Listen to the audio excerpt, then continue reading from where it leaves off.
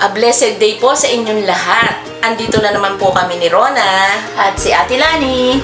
para po i-introduce sa inyo ang aming pong 5-day club materials or BBS materials. Kasi po, malapit na po ang summer at nararamdaman na po natin yung init ng panahon at school break ng mga bata.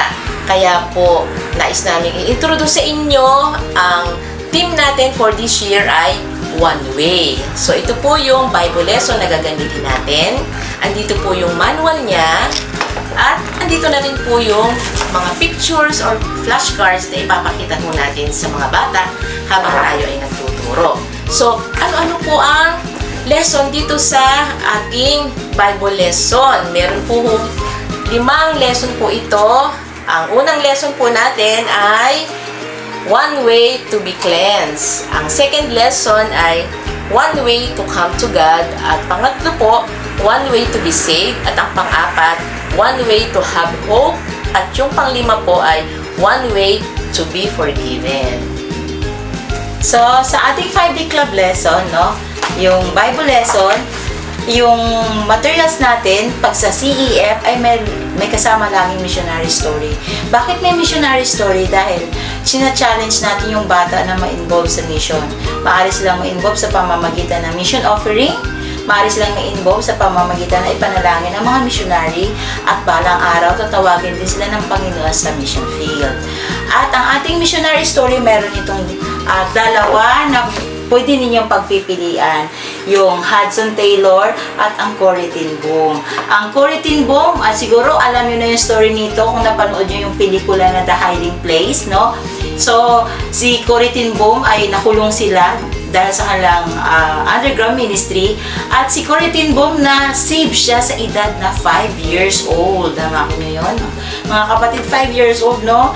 Then, ang kay Hudson Taylor naman, siya ay galing sa England, tapos nag-mission siya sa China. So, sa ating missionary story, meron itong 5 chapter na pwede nyo ituro sa mga bata. So, nandito na rin yung manual, yung teaching manual, nandito na. Andito na rin yung mga visual na pwede nyo ituro sa inyong mga estudyante. So, sa ating 5-day club kit o BBS kit, meron din ito kasamang music video.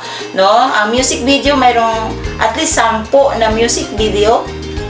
At yung isang pack na materials ay 950 pesos lamang, mga kapatid.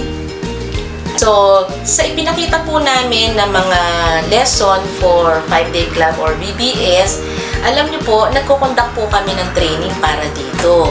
Kasi ang CEF Philippines po ay mayroong sa Luzon, Visayas, Mindanao at saka po sa Metro Manila. Kung saan lugar kayo meron na CEF at kung saan man kayong lugar nandun, kontakin nyo po ang CEF doon. At pag may training, mag-inquire po kayo.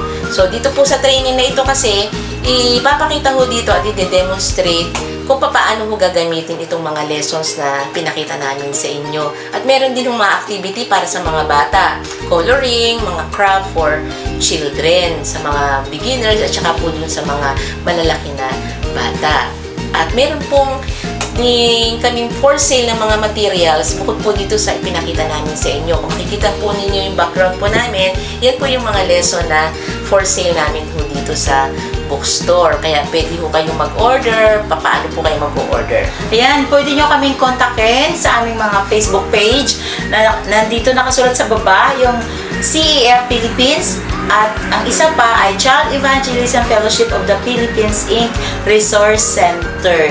Pwede nyo kami i-PM dyan, or pwede nyo rin kaming tawagan sa mobile number ni Ate Lani, nakasulat dyan sa baba, at sa aming landline. Pwede nyo rin kaming tawagan sa aming landline, nandyan din sa baba nakasulat. Or kung gusto nyo pumunta dito sa aming office, pwede kayo dito pumunta, at nandyan din ang complete address, nakasulat din ito sa ibaba. Ayan, maraming salamat po. Nawa po ay gamitin ng Panginoon ang mga lessons na ipinakita po namin sa inyo para marami po makakilala sa Panginoon at tumanggap na mga bata sa Panginoong Jesus. Maraming pong salamat. Maraming salamat po. God bless.